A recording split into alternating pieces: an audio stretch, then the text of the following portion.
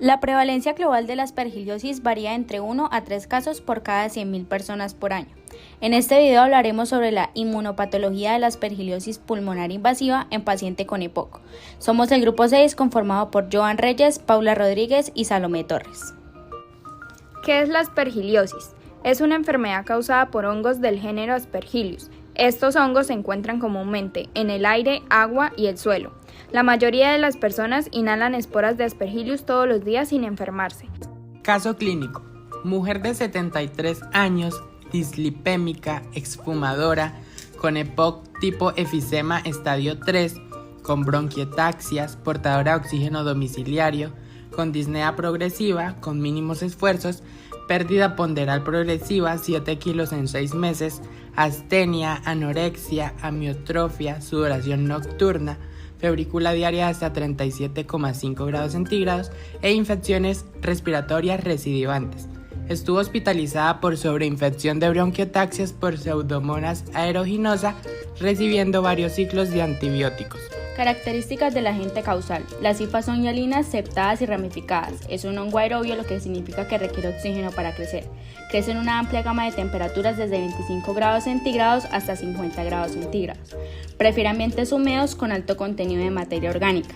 Las esporas de Aspergillus se llaman conidios. Son pequeñas, redondas u ovaladas y tienen una superficie rugosa. Los conidios se producen en estructuras llamadas conidióforos. Ciclo biológico. Las esporas de Aspergillus se liberan al aire. Son inhaladas por los humanos o los animales. Se asientan en los pulmones o en los senos paranasales. Germinan y forman hifas. Las hifas invaden el tejido pulmonar o de los senos paranasales, el hongo se reproduce y produce más esporas. Manifestaciones clínicas. En la aspergillosis varían mucho dependiendo del tipo de infección y del estado del sistema inmunitario del paciente.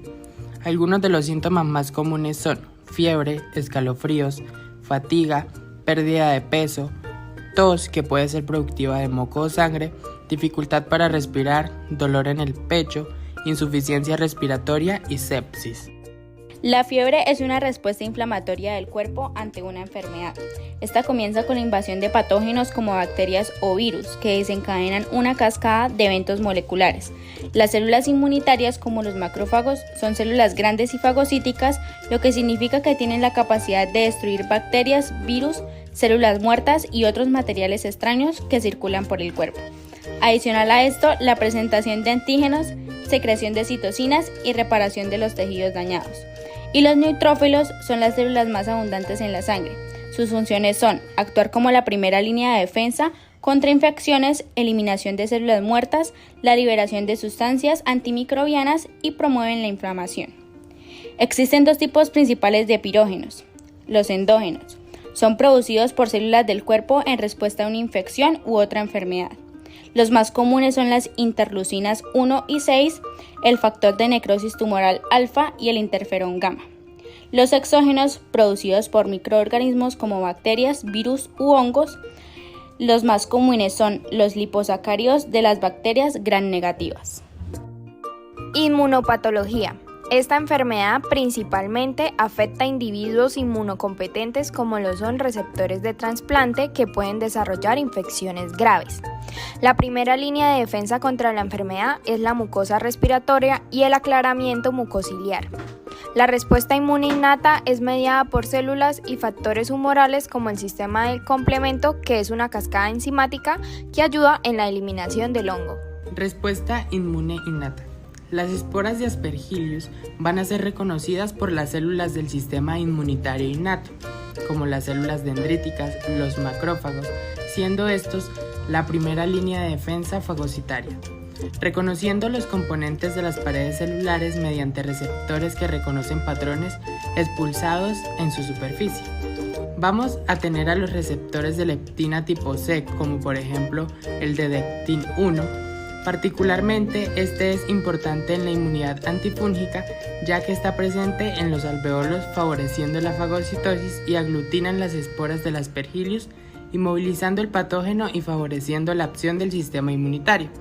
También van a estar involucrados otros tipos como los receptores TOL, TLR tipo 2 y 4, Cuando los receptores de reconocimiento se unen a los hongos, señalizan a través de sus elementos intracelulares, induciendo la fagocitosis y el inicio del mecanismo de destrucción. Por otro lado, ayudan a impulsar el desarrollo de la inmunidad activa. Muchos receptores de lectina tipo C, CLR, utilizan la misma molécula de señalización. Tenemos la CART9 para activar esta respuesta inmunitaria frente a los hongos. Según estudios como resultados en humanos y ratones con deficiencia en CART9, que es una molécula importante para toda la respuesta inmune antifúngica, estos van a ser muy susceptibles a infecciones por hongos porque aunque tienen los receptores que reconocen patrones moleculares asociados a patógenos, para unirse a ellos estos receptores no pueden emitir señales y por lo tanto no existe inmunidad. También en algunos factores humorales participan en la respuesta inmune innata del huésped frente a la infección de Aspergillus, como lo es el sistema de complemento que actúa frente a las diferentes formas del hongo por los diferentes tipos de vías. Vía alternativa que reconoce y elimina esporas o por la vía clásica que reconoce las formas de germinación y las hifas. En ocasiones se va a dar que el tamaño de las hifas es demasiado grande para ser fagocitado y estas pueden ser dañadas a través de los mecanismos extracelulares como lisocimas. Estas favorecen la fagocitosis o péptidos catiónicos que favorecen canales en la pared del hongo produciendo su lisis. A pesar de la importancia de estos factores humorales, los factores de aspergillosis invasora suelen estar en la relación con una difusión del sistema inmunitario de fagocitosis y no en relación a efectos de la inmunidad humoral. La respuesta inmune adaptativa se iniciará con el reconocimiento de antígenos que pertenecen al microorganismo invasivo. Durante la presentación de estos antígenos en este proceso es básica la acción de las células dendríticas. Estas detectan, reconocen y procesan el antígeno. Como consecuencia se secretan diferentes citoquinas que inician la respuesta mediada por linfocitos T. Estos se encargan de regular y amplificar la respuesta del huésped frente a la infección, dependiendo del antígeno presentado. Las células dendríticas promueven la diferenciación de los linfocitos T helper en distintas líneas de respuesta linfocitarias, como lo son los linfocitos Th1, Th2 y Th17 o T reguladores. La respuesta mediada por las células Th1 se asocia a la producción de citoquinas proinflamatorias, interferón gamma e interleucina 6 y 12, que son esenciales para la protección contra esta infección. La respuesta Th2 se asocia a la secreción de las interleucinas antiinflamatorias, como la interleucina 4, 5 y 10. Clásicamente se han relacionado con una respuesta inadecuada del huésped frente a la infección. Sin embargo, estudios recientes han demostrado que la respuesta Th2 también se asocia a la secreción de la interleucina 33. Esta optimiza la capacidad fungicida de los neutrófilos. El equilibrio entre la respuesta Th1 y Th2 es un proceso del que dependerá la resistencia a la infección que es capaz de ofrecer el huésped y la respuesta inflamatoria colateral de los tejidos. Esta actividad es particularmente importante, ya que la inflamación de los tejidos del huésped juegan un papel clave en la patogenia de los hongos. Además, los linfocitos Th1, 2 y 17 son muy importantes y principalmente en lo que serán las mucosas, produciendo citoquinas proinflamatorias como la interleucina 17. Lisis del hongo.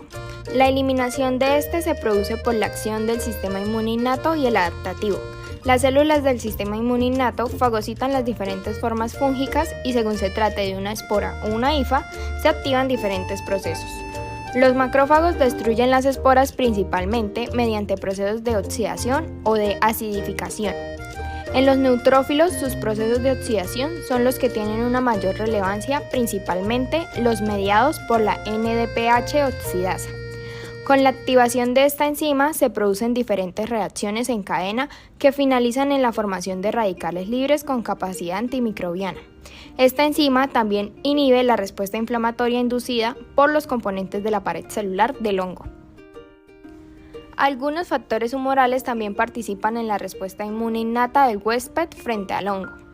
El sistema del complemento actúa frente a las diferentes formas y estados del hongo, ya sea por la vía alterna que reconoce y elimina esporas o por la vía clásica que reconoce las formas en germinación y también las hifas. Respuesta inflamatoria del EPOC. La enfermedad pulmonar obstructiva crónica es una enfermedad que provoca una inflamación crónica en los pulmones y las vías respiratorias, que da como resultado una obstrucción progresiva y irreversible del flujo del aire. Esta inflamación involucra las diversas células y mediadores proinflamatorios y puede ser neutrofílica o eosinofílica. Factores como el estrés oxidativo y la inflamación sistemática también desempeñan un papel en la EPOC, intensificando las comorbilidades. El estrés oxidativo produce daño al ADN. En células de barrera del epitelio pulmonar, las células dendríticas reconocen este daño y son activadas para viajar a nodos linfáticos. Allí existe proliferación de células CD8 que viajan al lugar del daño inicial, liberando granzimas y perforinas para atacar a las células dañadas. Esto produce la activación de muerte celular. Las células muertas son removidas provocando una remodelación aberrante. Aunque se reconocen diferentes fenotipos clínicos de la enfermedad, aún no se comprenden completamente los mecanismos subyacentes y la respuesta a los tratamientos. La patología de la EPOC implica una remodelación y estrechamiento de las vías respiratorias y la destrucción de parenquima pulmonar. La inflamación, presente en las etapas tempranas de la enfermedad, afecta principalmente las vías respiratorias periféricas y se intensifica con la progresión de la enfermedad. La localización y la intensidad de la inflamación pueden variar según la causa subyacente de la EPOC, como el tabaquismo o la exposición a la contaminación del aire. En pacientes con EPOC se observa un patrón característico de inflamación, con un aumento de neutrófilos, macrófagos, linfocitos T y linfocitos B. Esta respuesta inflamatoria involucra tanto a componentes innatos como adaptativos del sistema inmunológico. Se amplifica durante el empeoramiento agudo de la enfermedad. La persistencia de la inflamación, incluso después de dejar de fumar, sugiere la existencia de mecanismos prolongados de los que aún no se comprenden completamente. La aspergillosis pulmonar invasiva es una infección micótica grave que puede afectar a los pulmones de las personas con EPOC. El hongo Aspergillus se encuentra comúnmente en el medio ambiente y las personas con EPOC pueden inhalarlo. Si su sistema inmunitario está debilitado, el hongo puede causar una infección en sus pulmones.